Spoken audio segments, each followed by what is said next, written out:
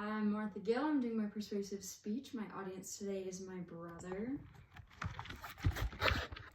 Hello. Okay.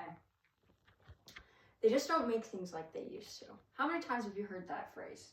I often hear them from people that look a little something like that. But I have found myself to say that phrase at times as well. They just don't make things like they used to.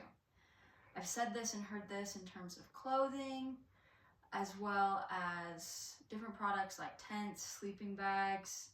But what I'm going to talk today about is food. Most of us aren't old enough to remember when ingredient labels consisted of 4 ingredients that you could name exactly where all of them came from.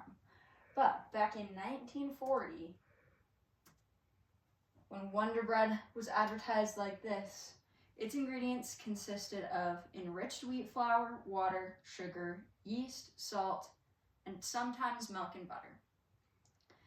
All of those ingredients we are perfectly comfortable with and aware of and have in our households today. But instead of looking like this now, this is now what the ingredient label for Wonder Bread looks like. Let's get into these ingredients and see what it is that we're actually putting into our body. While some of these are familiar to us, we may not even be familiar with what it actually is.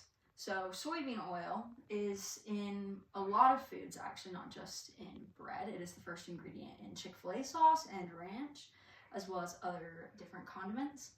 And it is in bread used to contribute to a tender texture and moistness while also enhancing the overall flavor and keeping quality, according to medicine.net. Research shows that soy oil can induce obesity and diabetes even more commonly than fructose, like high fructose corn syrup. It also leads to increased risk of heart and liver disease and immune toxicity. So these are all effects of having soybean oil in, which we just think, oh, that's just oil. But there's a lot of refinement and processing that happens. There's a video that shows it going through this machine, and it does not look healthy. I would show it, but I don't have the time today. Another thing that we have here is dough conditioners. What does that mean? Dough conditioners are any baking ingredient that improves the production and consistency of a dough, according to NewJersey.gov. But some of the specific ones, like calcium peroxide, are also used as seed disinfectants, antiseptics, and rubber stabilizers.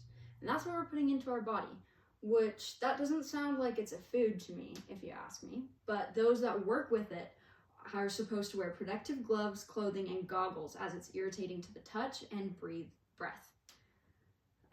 There's a few other ingredients here that go along those same lines. If they are not really, when you look at the purposes of them, they don't look like foods. But there's something that we can do about this. Not just not buy food, but we can bake our bread at home. That's one of the easiest ways to start off approaching these foods that are having so many ingredients that we are unaware of what they are doing to us and what they're doing to our bodies, is that we can start just making things at home. It's really easy. The simplest bread recipes are really just flour, water, and salt, and yeast as well.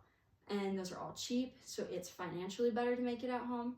It's healthier because the nutrients that come from especially fresh ground whole grains are much more potent and better for you the sooner after they're used, and not with the shelf stabilizers. And it's good for mental health. There's a huge kick going on right now of being a sourdough mom or just working on baking with sourdough.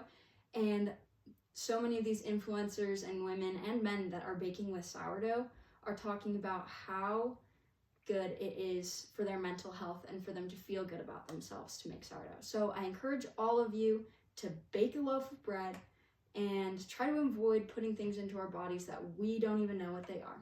Thank you.